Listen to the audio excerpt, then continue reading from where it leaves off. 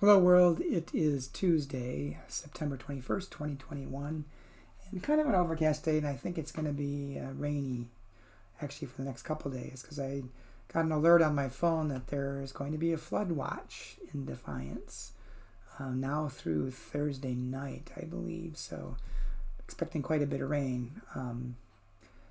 It's kind of troublesome since I think the corn is getting ready to harvest, and so are the soy, so a lot of rain might not be good for the farmers at this point. The devotion for today is entitled Punishment Demanded by Quinn Caldwell. And Quinn bases the devotion upon Isaiah chapter 61, verse 1, New Revised Standard Version. God has sent me to proclaim liberty to the captives and release to the prisoners. And Quinn writes, "Sorry," I said sheepishly as I slid a pile of books in my card across the desk. "I just returned something very late the other day. I'm sure I owe you a bunch." "Let's see," said the librarian, tapping away on the computer. "Yes, I see you returned something late. No charge." "What? It was like 2 months overdue." "We don't have late fees anymore." But how are you going to balance your budget?" I spluttered. She shrugged. "We want people to use the library more than we want the money. But..."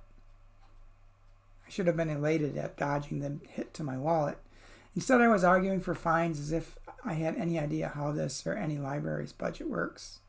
The briefest moment of curiosity and research would have revealed the disproportionate effects that library fines have on those who need free services the most, would have shown what a tiny fraction of most libraries' budgets late fees represent.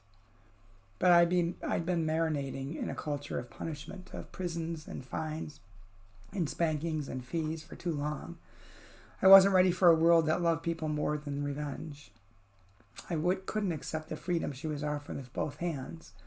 I demanded punishment. The librarian was having none of it.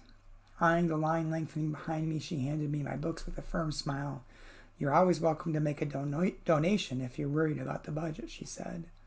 And then, like a prophet of the Lord, seeing a future I wasn't ready for, "Otherwise, no penalties." Quinn's prayer. "Teach me the value of your grace, O God, and teach me to accept it." Amen.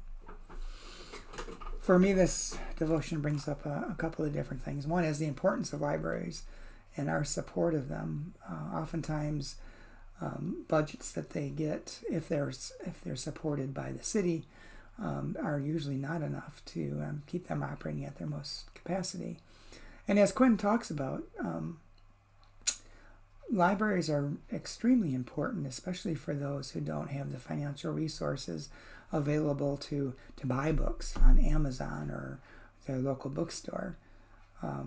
So it's critical for a community to have a good library, which is one of the reasons why Carnegie opened libraries across the United States in small towns, was to provide that opportunity for the residents of these small towns who otherwise wouldn't have the ability to get a book from a library. The other thing it reminds me too is that our world is full of penalties. And I really think encouraging people to do the right thing has a much bigger impact than penalizing them for doing the wrong thing. And oftentimes, at least from a financial perspective, those things that have penalties for not meeting the requirements often hit the people who can least afford it most severely. Overdraft fees, late fees, and so on. Create situations in which they can never get out from underneath all of the penalties that they have to pay. It's a disproportionate impact on the poorest among us. And lastly, I think it's, as his prayer indicates, God gives us grace and mercy regardless. God is not a punishing God, but a welcoming God and an encouraging God. And that's something I can live with. Truly live with. Hope you have a good day. Hope you get a chance to visit your library. And I'll talk to you again tomorrow.